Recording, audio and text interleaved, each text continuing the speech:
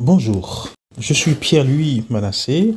Je vous lis un extrait de mon livre Du silence de Dieu à la crise de la foi, déconstruction, reconstruction de l'être, essais et débats pour la nouvelle Haïti. Je vous lis le chapitre 4.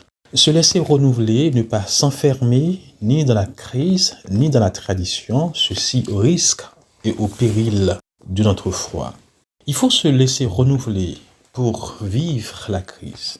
Quand une société au cœur de l'épreuve d'une crise commence à vaciller, il lui reste une béquille sur laquelle elle peut s'appuyer et qui propose un renouvellement, une sorte de renouveau tant que dure la crise. Il y a devant nous la tradition. Il y a aussi un commencement qu'il faut oser entamer par une redécouverte, un rapport allant de l'être à ce renouveau. La tradition dont il s'agit est peut-être la convention prescriptive de vivre ensemble d'un groupe ou d'une société. Cela consiste en un ensemble de garde-fous qui délimitent un champ de normalité à l'intérieur duquel aussi la vie à venir est censée se dérouler. La tentation de la tradition est de considérer hier comme normative pour aujourd'hui. En lui gardant un certain respect, sans jamais prendre de la distance, sans discernement ou critique vis-à-vis des normes établies hier, la tradition est comparable à un carcan qui empêche la vie de se renouveler, de tout rajeunir, de grandir vers un dépassement qui va au-delà d'hier. C'est une étape d'enfermement face à la nouveauté d'aujourd'hui. C'est le conformisme consistant à s'aligner sur ce qui a déjà été et à le répéter. La tradition est cette prescription d'hier qui ne veut rentrer que dans l'aujourd'hui. Elle est faite de principes qui ont perdu le caractère de réponse à des questions fondamentales, des questions de vie, et qui sont des réponses d'hier figées, n'ayant plus de prise avec la vie d'aujourd'hui. Et face à ces questions, celles-ci restent inopérantes ou mortifères. La tradition n'est donc plus au service de la vie. Le malheur de notre société est que nous vivons notre vie sans nous poser des questions fondamentales sur celle-ci ou sur celle d'hier. Quelqu'un qui ne se pose pas de questions face à la vie est quelqu'un qui est déjà mort à la vie. Mais ce dont il faut se souvenir, c'est que hier doit toujours être une constante crucifixion du passé et doit être un constant renouvellement de soi. Le renouvellement de soi est la vraie vie. C'est en se posant constamment des questions de vie ou de la destinée qu'on peut atteindre la vraie vie en Christ. Et la foi nous renvoie toujours à des questions existentielles. Elle nous renvoie toujours à la recherche de la vérité. On ne la possède pas une fois la vérité. Il faut toujours être à sa recherche. Et quand on pense posséder la vérité, elle n'est plus une vérité. Il faut toujours la remettre en cause, en question, car c'est la vie dans sa puissance d'ébranlement des certitudes, des habitudes, de la soi-disant normalité. Vivre notre foi, ce n'est pas une affaire de réponses, mais de questions. Les questionnements sont plus importants que les réponses. Il nous conduit sur le chemin du sens, sur le chemin de la recherche du sens pour notre vie et notre société. La foi, vie de découverte dans la quête d'un chemin de vie. Alors, durant mes années d'études à Strasbourg, j'ai vécu des moments difficiles, des moments d'échec et de non-succès. Combien de fois ai-je été accablé par le fait que Dieu soit indifférent, ou reste indifférent dans mes moments difficiles et ne réponde pas à mes différentes questions que je lui posais sans cesse. Mes attentes étaient grandes, et aussi grandes qu'elles étaient, aussi grande était l'indifférence de Dieu à mon égard. J'avais toujours en tête cette pédagogie religieuse, celle que Dieu est et restera toujours à mes côtés et qu'il me parlerait à chaque fois. Et que les bases de la foi posées en moi durant mes premières années de la vie resteraient irrattrapables. J'avais la ferme conviction que Dieu me délivrerait et qu'il ne resterait pas indifférent dans mes épreuves.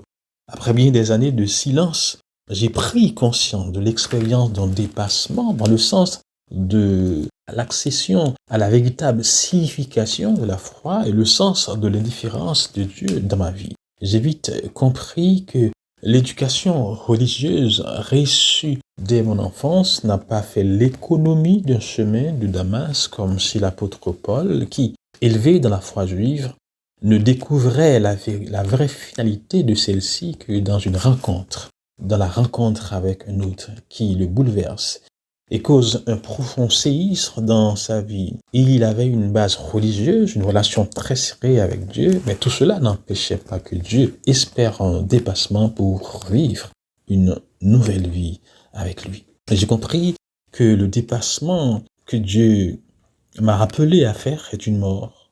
D'un coup, m'est apparue toute une série de réflexions que j'avais l'habitude de faire il y a de cela 20 ans, et depuis mes premières années d'études de la théologie, les réflexions basées sur la nouvelle naissance de l'être. Comment peut-on renaître? Non pas uniquement dans le sens spirituel, comme l'a pu mentionner la conversion avec le docteur de la loi, mais renaître dans mon être entier, socialement, économiquement, politiquement et psychologiquement. Et toutes ces réflexions se sont posées en moi.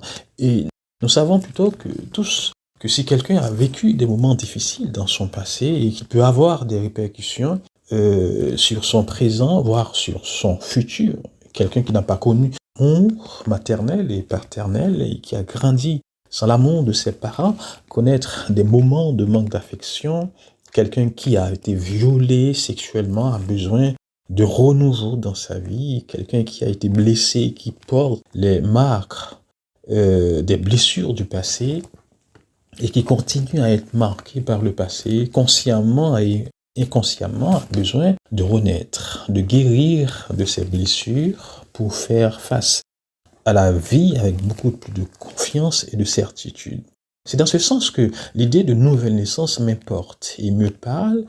Et pour y arriver, il faut mourir de quelque chose pour pouvoir renaître pour une nouvelle vie. Je ne sais pas comment exprimer ou nommer cette nouvelle naissance. Alors j'ai pris l'habitude de discuter avec le professeur Gérard Sigval et de l'entendre parler de la mort pour devenir, meurt et devient. Gérard Sigval est professeur retraité de l'université de Strasbourg, meurt et devient. Et nos conversations m'ont aidé à mettre des mots sur mon passé, tels que mourir pour devenir peut prendre un sens psychothérapeutique. J'ai aussi compris que mourir pour devenir a un sens universel. Il s'agit d'une interprétation du baptême chrétien, lequel entre le vécu du chrétien, celui ou n'importe quel païen, et le sens christique. J'ai compris que durant mes épreuves en France, je vivais ma foi chrétienne en gardant plutôt en vue les expériences faites dans le passé, cette foi telle qu'elle m'avait été transmise dans le passé ou durant mon enfance, et fortement influencée par mon père qui était prédicateur et responsable d'église. Cette foi traditionnelle dont j'avais hérité et que j'avais portée et qui avait été vivante pour moi désormais dans ma situation de vie tout à fait inédite s'avérait épuisée dans sa sève vivante. Je parlerai encore de crise. C'était un temps difficile dans la mesure où il était un véritable enfer, noirceur sur ma route. J'ai vécu de tant de questions, de doutes, de ténèbres, d'obscurité, de pleurs, de déceptions. Et j'ai compris par la suite qu'il y avait quelque chose qui devait mourir en moi. Et cela a duré plusieurs années. C'était pareil au baptême, au début d'une vie, le baptême du feu qu'est la résurrection à travers une mort est un comportement. C'est un comportement auquel Dieu m'avait appelé à vivre et pour lequel je devais mourir pour devenir. Un commencement renouvelé sans cesse. Commencement pour une nouvelle vie, un renouvellement. J'ai été appelé à faire l'expérience de cette renaissance à laquelle je réfléchissais depuis 20 ans. Cette sorte de résurgence spirituelle, mais aussi sociale et psychologique. J'ai compris que la foi est toujours la victoire sur la mort et sur la crise de la foi. La foi n'est jamais un acquis, quelque chose qu'on possède une fois pour toutes. Elle ne se laisse pas posséder, car Dieu ne se laisse pas posséder. La foi est quelque chose semblable à un devenir. Gérard Sigval parle de la foi comme en nous, le combat que Dieu mène lui-même en nous pour le triomphe de la foi. Et elle est à sa suite notre propre combat. À ceci, on comprend bien. Et quand au cœur d'une situation qui ébranlerait même les fondements de toutes les représentations de la vie, Dieu est là. Et même lorsque rien ne bouge, le fondement, c'est toute cette éducation à la vie. C'est aussi la transmission de la foi, des valeurs qui sont susceptibles de construire notre vie. Et quelquefois, alors que nous sommes au cœur de l'événement, tout cela ne semble plus nous donner la voie. Il y a là la question de la transmission de la foi et son échec manifeste. Je parlerai encore de crise de la foi. Et cette crise me met sur le chemin de Damas. Elle m'interpelle au cœur de mes déceptions, de mes échecs, au cœur d'une situation qui ébranlerait le fondement même de toutes mes représentations de la vie. Dieu m'appelle à une mort pour devenir. Il s'agit premièrement de dépassement à travers lequel il m'appelle à vivre une nouvelle vie en Christ. Deuxièmement, mourir à un sens de transmission qui ne tiendrait plus la route et qui me paraîtrait toujours comme une forme de répétition. Dieu m'appelle à inaugurer une nouvelle vie de foi. Et cette crise m'appelle à faire le passage de la vie d'un passé qui n'a plus de sens en termes de vie spirituelle, la vie à venir. Et c'est un passage difficile car il faut emprunter des chemins nouveaux. J'ai aussi appris que la mort dont il s'agissait était le déni du passé dans le sens non pas de l'oublier mais de le travailler, de le mettre à ma portée.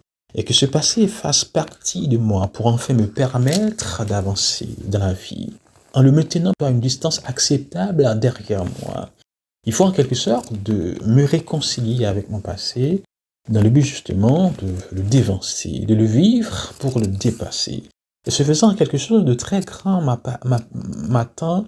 C'est une sorte de renouveau spirituel, mais il devrait passer par une foi héritée, une foi traditionnelle qui ne tiendrait plus la route, ou puis-je dire autrement, qui devrait subir une mort dans l'objectif d'un renouvellement spirituel.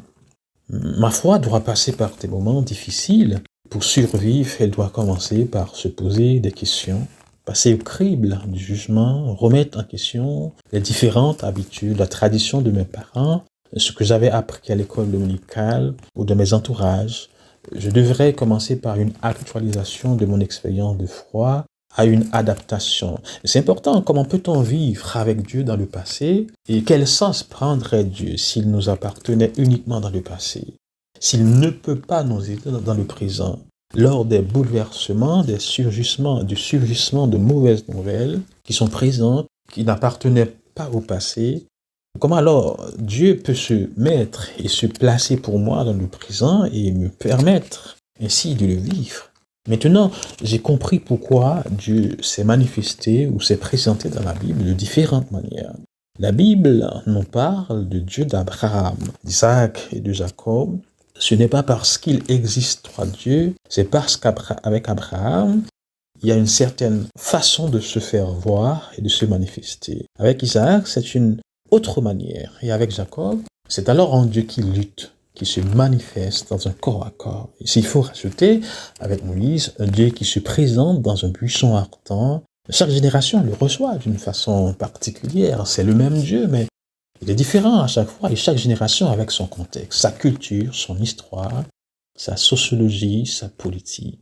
La spiritualité va se manifester selon ses chances et ses risques.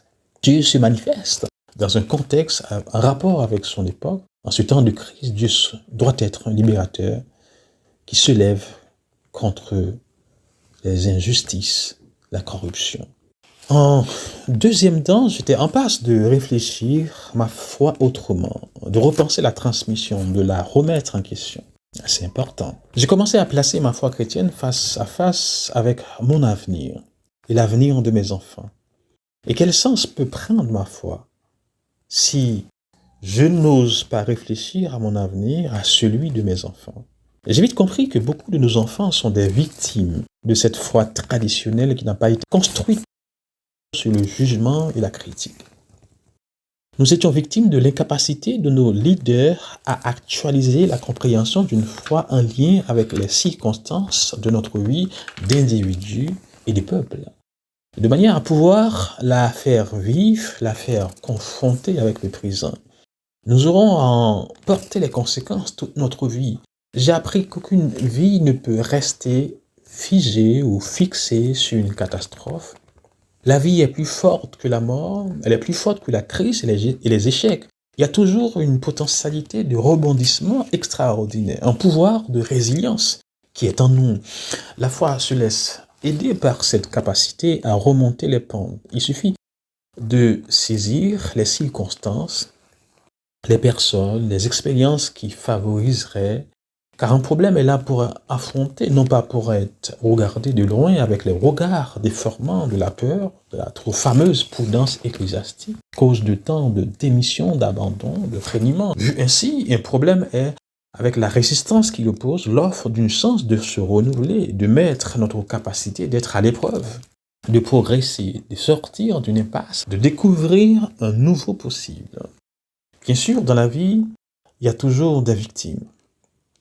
Il y aura toujours de ceux qui croient que leur sort est réservé quoi qu'ils fassent. Mais il y a toujours des survivants, de ceux qui croient toujours dur comme fer à un miracle. Je crois que les Haïtiens font partie de cette catégorie.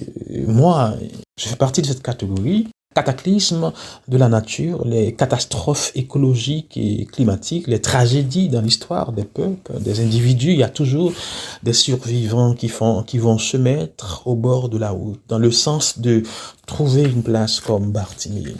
Il y a là quelques-uns qui cherchent à trouver un sens à leur vie et qui restent ouverts et qui croient que l'avenir est toujours ouvert. Ceux qui arrivent à se hausser au-dessus de leurs conditions de victime, au-dessus de cette maladie, de cette épreuve, des maux de toutes sortes. C'est là une ouverture fragile qui fait peur. Un changement de vie qui ne nous donne pas de certitude, mais fait qu'on s'accroche à la tradition et au passé sans vouloir broder là-dessus. J'ai commencé à penser à Paul sur le chemin de Damas. Penser à Paul sur le chemin de Damas, sa rupture d'un coup avec Dieu. La rupture relève d'un constat. Le constat est celui du moment donné. Le moment donné est l'état de notre avenir, de notre foi, de l'avenir de notre nation, de nos enfants. Chapitre 5. Du silence de Dieu à la crise de la foi.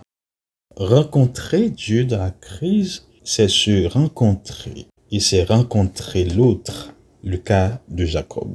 L'intérêt ici est d'illustrer l'histoire de Jacob dans le livre de Genèse et de montrer dans cette partie comment lui, il a vécu sa crise de foi. Ce faisant, nous voulons confirmer l'importance de la rencontre de Jacob à Jabbok pour la destinée de Jacob lui-même et du peuple de Dieu, Israël. L'avenir de Jacob et celui de tout un peuple vont changer. C'est encore Dieu qui emmène son fidèle par les chemins qu'il a tracés d'épreuve en épreuve, de douleur en douleur, jusqu'à la pleine réalisation finale, qui consiste en une communication de sa propre nature divine, de son plan. Cet épisode est unique car il s'agit de la vie d'un homme et d'un peuple bloqué. Comment explique-t-on qu'un peuple est désigné par le nom de son Dieu? L'histoire commence d'emblée, car Jacob résiste à l'agression, presse son antagoniste de questions, de demandes. Mais c'est Dieu qui a eu l'initiative de la rencontre, et par cette rencontre, Dieu accède au désir de son fidèle. Jacob est invité par son Dieu à travers une rencontre à surmonter ses désirs les plus secrets et accéder à la pleine possession de soi dans la reconnaissance de son Père céleste. L'acte de cette rencontre du désir de Jacob unit le ciel et la terre, l'humanité et le divin. Jacob accepte la lutte. Il pouvait à la limite s'enfuir. Il voulait quelque chose, la force d'affronter son frère, incapable, sans force, mais il y a en lui quelque chose qui l'incite à affronter l'ange. Sans oublier que l'ange est un inconnu, il est à la recherche d'une chose tant recherchée dans l'histoire du patriarche biblique, une bénédiction. Jacob doit s'assurer qu'il peut aller affronter son ennemi, son frère, qui voulait tant le faire mourir. Il doit affronter sa mort, mais il n'accepte pas de mourir sans avoir rencontré Dieu. Sans cette rencontre, il lui est impossible d'affronter Ésaü. Il souhaite aussi bénéficier d'un passage dans les meilleures conditions. Jacob a pour aide sa propre force et pour adversaire un ennemi, un être qui veut demeurer anonyme, mais qu'il reconnaît in fine comme Dieu.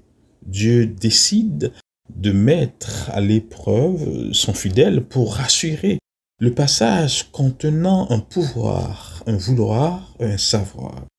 Et c'est pourquoi dans les versets 23 et 24, on peut mentionner le double passage, l'expression « passe à la passe ». Il faut voir aussi l'importance du lieu, Pénuel, et l'action qui s'y déroule. Il fait alors nuit, le temps est nettement indiqué à plusieurs reprises et divisé. La nuit jusqu'au lever de l'aurore, le grand jour, dans les versets 27 et 28, lâchez-moi, l'aurore s'est levée, et je ne te lâcherai pas tant que tu ne m'aies béni. Le temps, mais également le lieu, est une importance vitale pour comprendre le déroulement du récit. Le lieu n'est pas seulement géographique, mais comporte une théophanie. Cette rive de Jabbok reçoit le nom de Pénuel. La signification du mot « El » dans la Bible est là où Jacob a lutté, au milieu de la nuit. C'est d'abord la rive d'un torrent, lieu sinistre, dans l'ombre nocturne où se produisait l'agression de l'inconnu, lieu de la mort, de la bataille, lieu du désert, de l'absence, de la peur, lieu de l'incertitude, lieu maléfique où la mort rôde. Jacob doit d'abord franchir un passage, quitter sa grande famille, pénétrer dans le domaine de la solitude nocturne, celui de la mort. En franchissant le passage qui est difficile, il rencontre l'opposant qui est comparable au monstre que traverse notre Haïti, notre pays. Les nuits noires, la corruption, l'inégalité. Il s'agit d'un combat contre l'obscurantisme, contre le malheur qui nous met à terre. Nous voulons un passage. Haïti représente aujourd'hui le Pénuel, le lieu de la mort que tout le monde refuse de venir, de visiter, le lieu de la malédiction où tout le monde refuse d'accepter et de reconnaître. Il nous faut un passage pour que nos ténèbres luisent à la lumière. Jacob a subi l'épreuve de l'initiation, l'épreuve d'une tentation de faire quelque chose pour désamorcer ces malheurs, ces nuits de la mort. Et il connaît pour cela une dislocation de ses membres. L'affrontement avec l'ange pourrait se terminer par une mise à mort. Le héros en a conscience, lui qui s'écrit une fois l'épreuve terminée, j'ai eu la vie sauve. Il a conscience qu'il a osé se permettre cette rencontre et qu'il peut, à l'instar de Bartimée, voir à nouveau si on sort vainqueur, si on tient bon, une vie plus large et plus haute est assurée. À l'issue du combat, au terme du récit, le soleil luit sur cette place, Pénuel. Désormais, devenu sanctuaire, on constate que l'espace et le temps porteuses d'une valeur sacrée sont ceux de toute initiative, c'est-à-dire d'une transformation radicale d'un mode d'être, non pas ici seulement d'un lieu, mais celle d'un héros qui signifie le nouveau nom imposé à Jacob. Le héros reçoit en plus du nom Israël, la métaphore le transfigure, sa dénomination se comporte-t-elle par la marque de la divinité. Ce nom Israël est obtenu en échange de l'infirmité, de sa blessure à la hanche imposée par l'agresseur. La fonction de la marque de la marque blessure correspond à la reconnaissance du véritable caractère du héros, du savoir, du pouvoir et du vouloir. On est en pleine interprétation de cette nouvelle Haïti dont tout le monde parle. Il s'agit d'un passage qu'il faut restituer, reconstruire pour faire place à un présent glorieux. C'est un nouveau nom qui préfigure une nouvelle vie, un pouvoir lié à un vouloir. Qui êtes-vous réellement? C'est le savoir, le pouvoir. C'est après l'acquisition de cette nouvelle nature, de ce nouveau nom, Nouvelle Haïti, que vous identifierez à un véritable héros pour qui le passage n'était pas facile, mais dans sa lutte, il sort vainqueur avec Dieu. Arrivé à ce point, je m'interroge sur le désir de transcendance ou du sens de la promesse que Dieu a pour son peuple. Et donc, de sa vocation dernière ou de son accomplissement, mais aussi de l'ampleur de la réalisation de ce désir. Ce désir, même sur le chemin de la mort, sur le chemin de Pénuel, signifie et doit attester tout au contraire un pouvoir de domination sur les réels qui nous affectent.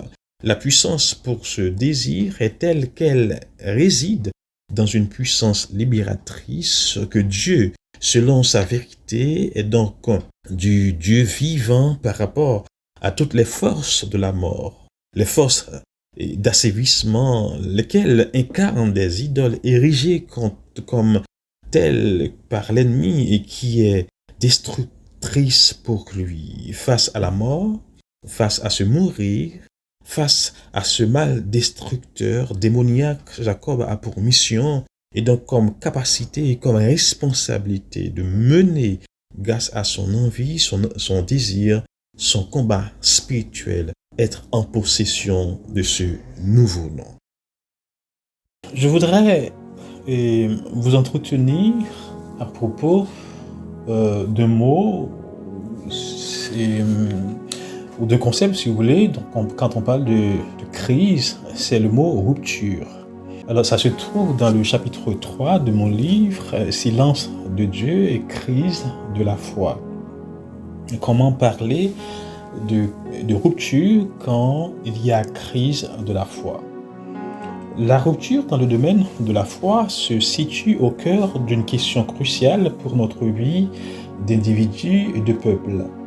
Elle engage non seulement tout ce que nous avons acquis comme enseignement pour notre foi, mais aussi ce qu'il faut faire comme tri dans ce que nous allons recevoir pour notre foi. La rupture nous renvoie même à l'essentiel de ce que nous avons reçu dès notre jeunesse ou notre enfance. C'est la contingence du devenir et qui dit que rien n'est figé et qu'il faut s'ouvrir à un monde qui, en lui, fait place à plus de créativité, de liberté et d'espérance.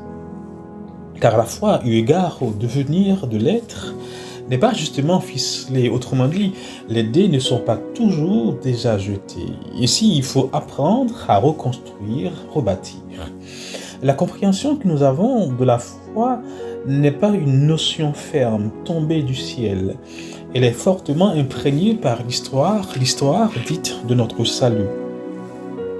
J'introduis ma pensée en formulant une thèse purement philosophique de René Descartes, cogito ergo sum.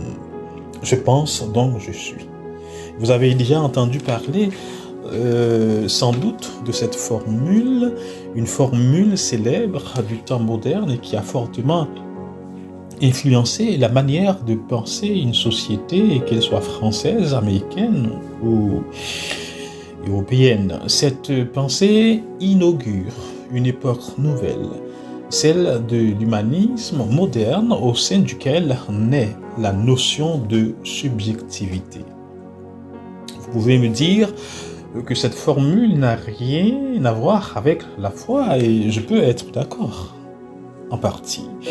Mais la foi a une manière de penser liée à une certaine subjectivité qui est liée à l'histoire et à la tradition. La formule du cogito cartésien invite à un principe nouveau. Elle, elle va faire et mettre à jour la faiblesse et le doute lié au sentiment de la disparition du monde ancien, en formulant une formidable pensée, le moyen de reconstruire à nouveau frais tout l'édifice de la pensée philosophique. Vous pouvez lire le discours de la méthode de 1637 et les méditations métaphysiques de 1641. Bref, selon le nouveau principe cartésien ou sa méthode, comme Descartes l'affirme, je peux douter de toutes choses. Je me permets de douter de toutes les choses qui sont dans le monde et qu'elles existent ou pas, et si elles sont vraies ou fausses, mais si je pense, et même si je doute, je dois bien être conscient de quelque chose, et quelque chose qui existe. Donc, je suis la seule réalité en laquelle je ne peux pas douter, c'est que j'existe. En un mot, je ne peux pas douter de mon existence. Je pense donc je suis. Et Descartes, après avoir mis toutes les croyances en doute, entreprend de reconstruire la pensée philosophique tout entière sur quelque chose d'enfin solide, dans une certitude inébranlable, celle d'un sujet, d'une subjectivité qui le saisit lui-même en toute transparence, ne pouvant douter de lui, puisque toute la connaissance se base sur le sujet de lui-même. Et pour bien comprendre le mot subjectivité, il faut prendre le sens. Premièrement, en lien avec notre histoire de peuple, la révolte de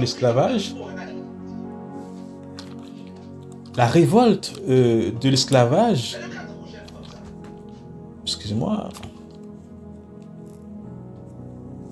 oui, la révolte de l'esclavage, cette révolte n'est pas une simple irritation face au système, c'est une véritable mise en cause justifiée par la dimension subjective de la revendication. C'est une lutte pour l'affirmation de soi, pour se réaliser, une lutte pour manifester une dimension irréductible de l'être humain. Ce sont des luttes pour la reconnaissance qui présuppose un désir d'être et qui se nomme se réaliser.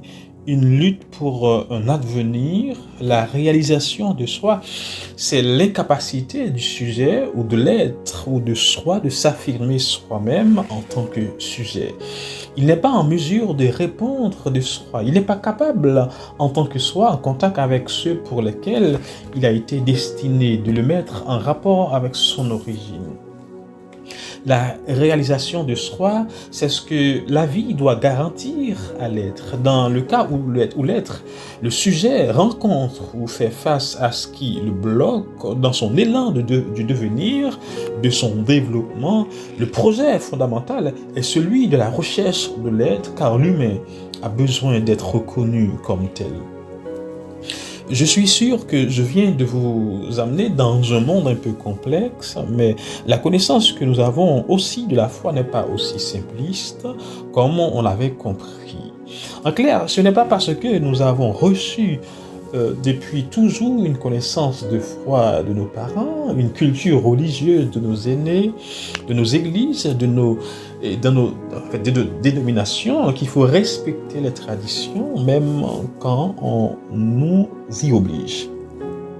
Et quels résultats avons-nous avec les jeunes de prière, les mouvements de prophètes qui connaissent une résurgence avec la construction exponentielle de bâtiments religieux? Il en est de même avec nos missions. L'église du Nazaret en Haïti, l'église baptiste, méthodiste et les missions de l'église de Dieu, les catholiques.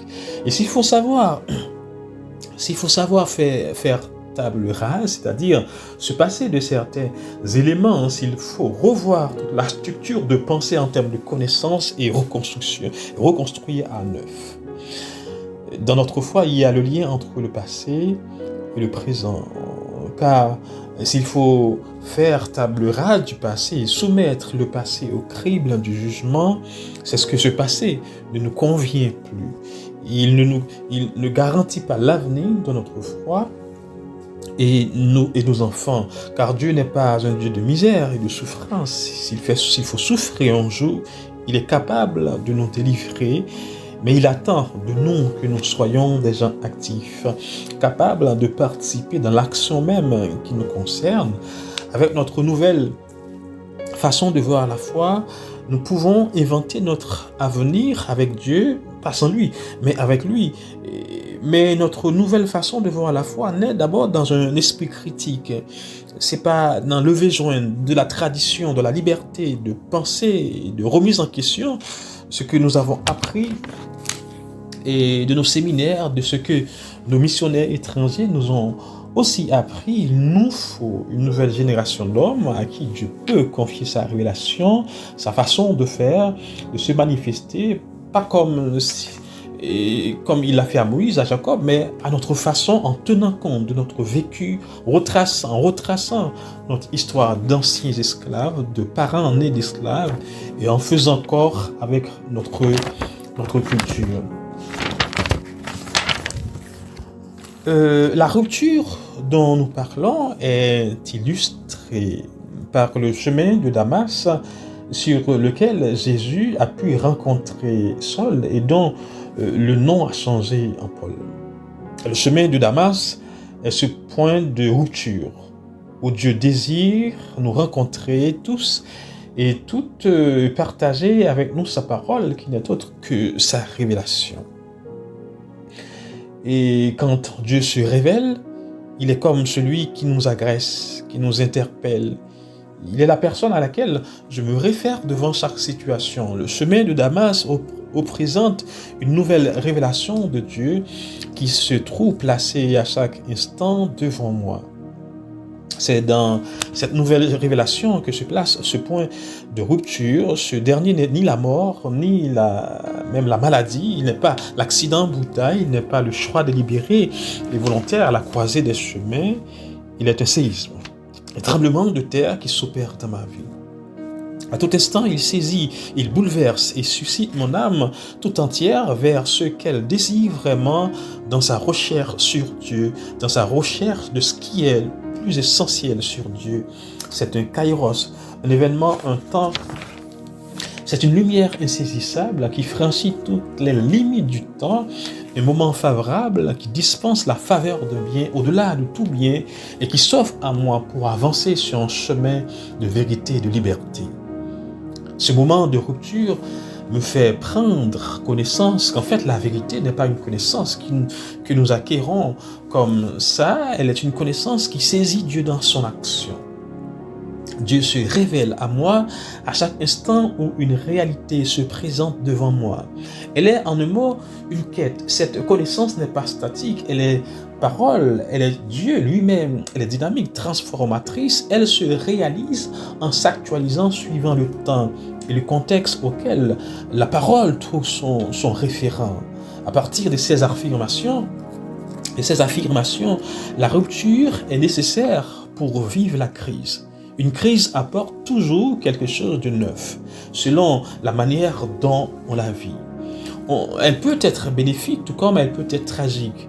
Nous allons voir ensemble la manière de vivre la crise et ce que la foi peut nous apporter et montrer en même temps que vivre la crise, cela sous-entend de faire appel à notre foi. Résumons un instant le monde dans lequel nous vivons depuis 1804 et tout particulièrement comment le monde religieux a été fondé sur une conception traditionnelle de Dieu.